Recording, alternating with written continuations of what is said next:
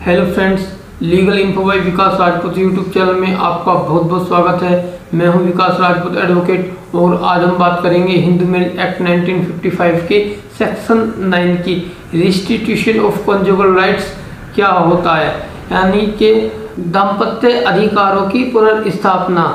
सामान्य बोलचाल भाषा में यदि पति या पत्नी शादी के बाद बिना किसी उचित कारण के एक दूसरे को छोड़कर अलग रहने लगे, जैसे कि पत्नी अपने घर जाकर रहने लगे बिना बताए किसी उचित कारण के, या पति अपनी सर्विस पे ही रहता है, घर पर नहीं आता है और बात भी नहीं होती है, तो इस केसेज में क्या करें। इस केसेज के लिए हिंदू मैरिज एक्ट सेक्शन 9 में आप पिटीशन फाइल कर सकते हैं। इसमें पति और पत्नी दोनों ही पिटीशन फाइल कर सकते हैं। यदि पत्नी छोड़ के चली गई है या पति छोड़ के चला गया है तो दोनों में से कोई भी पिटीशन फाइल कर सकते हैं। पिटीशन फाइल के लिए आप अपने किसी डिस्ट्रिक्ट कोर्ट में जा करके फैमिली कोर्ट में पिटीशन फाइल कराते हैं एडवोकेट के थ्रू।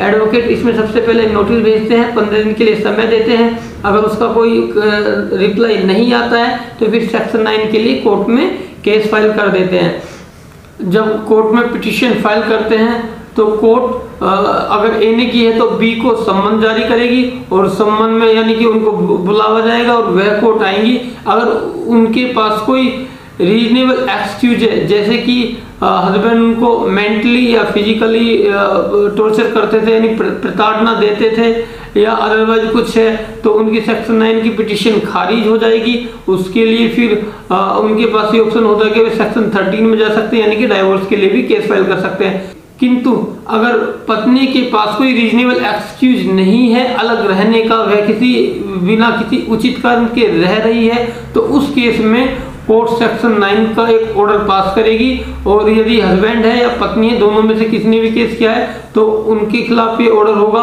कि आपने शादी साथ रहने के लिए की है, शादी के बाद साथ ही रहना होता है, आपके पास कोई अलग रहने का उचित कारण नहीं है, इसीलिए आप एट ए टाइम आज से ही दोनों साथ रहेंगे। कई बार यह होता है कि मेडिसिन और काउंसलिंग में भी फाइलें जाती हैं, उसमें भी डेटें पड़ती हैं, वहाँ भी बैठ के दोनों को समझाया जाता है। मगर बात वही रहती है, अगर रीजनेबल एक्सक्यूज है तो पिटीशन खारिज हो जाती है, रीजनेबल एक्सक्यूज नहीं है तो पिटीशन खारिज नहीं होगी। यानी कि अगर आपकी पिटीशन खारिज हो जाती है तो बी एक्स पार्टी करा के इसमें सेक्शन 13 का केस फाइल करके आपसे डाइवोर्स भी ले सकती है। दूसरा बात करते हैं समय की। इसकी कोई टाइमलाइन नहीं है, कितना भी समय लग सकता है।